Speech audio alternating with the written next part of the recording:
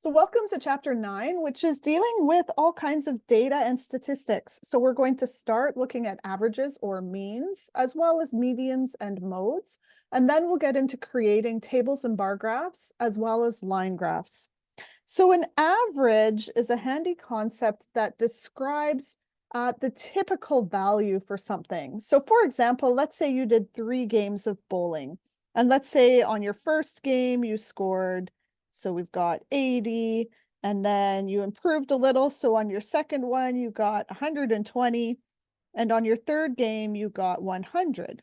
Your average, or kind of the typical value per game, would be 100. So to figure out an average, what you want to do is step 1, you're going to add all the numbers in the data set. And then step 2, you're going to take that sum and divide it by the number of items, or kind of like number of data points.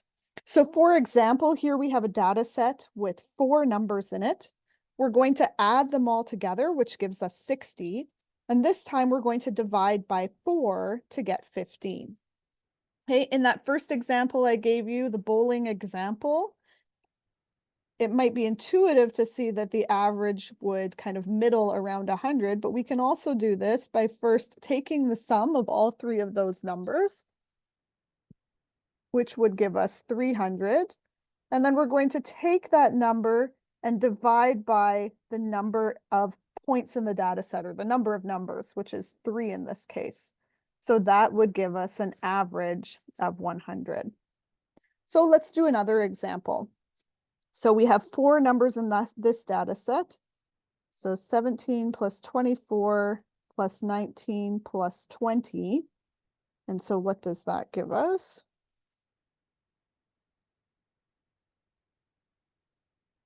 So that gives us 80. We're going to divide that by 4, because 4 is the number of numbers. There are 4 numbers in our data set here.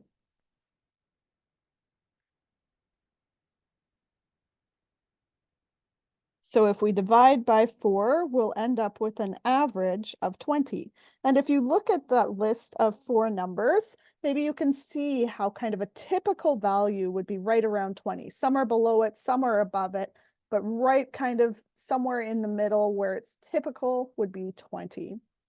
All right, so the next one, now you have a data set of 6 numbers. Pause this video and try this one on your own.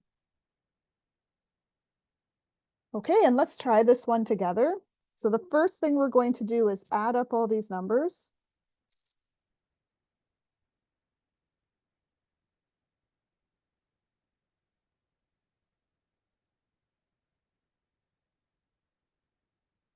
And that will give you 609. So the next thing you're going to do is take that sum of 609, and this time we're going to divide it by 6, because there's 6 numbers in this data set. So if we do 609 divided by 6, you'll get an answer of 101.5. It's okay that we have a decimal, because 101.5 is kind of like the typical value here. It didn't land on a whole number, and that's okay. All right, the next one, we once again want to find the average. So we have 1, 2, 3, 4, 5, 6 homes for sale, and we have the list price of each of these homes.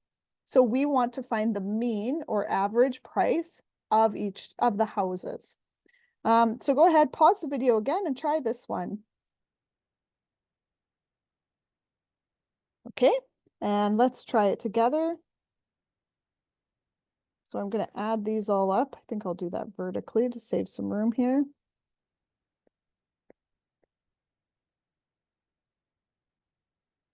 These are very nice house prices.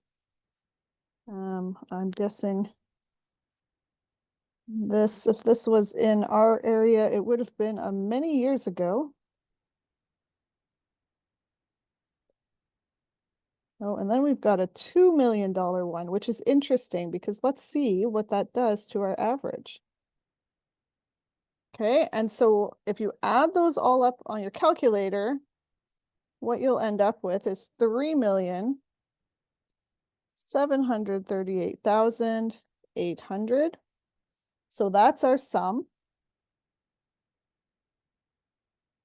And now we want to divide by what?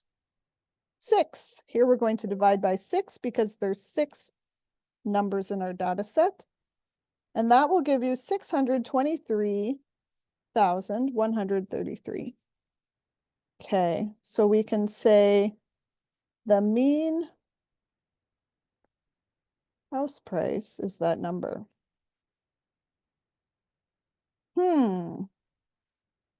This is the mean. We have calculated the mean, but take a look at what has happened to our data. So if you look at the prices of the homes, the average price is about 600,000. But that's has a lot to do with that $2 million house. That $2 million house kind of skewed all of the data. And so that's something to be aware of with averages or means. If you have a really, really high data point or a really, really low one, it can end up kind of influencing the average.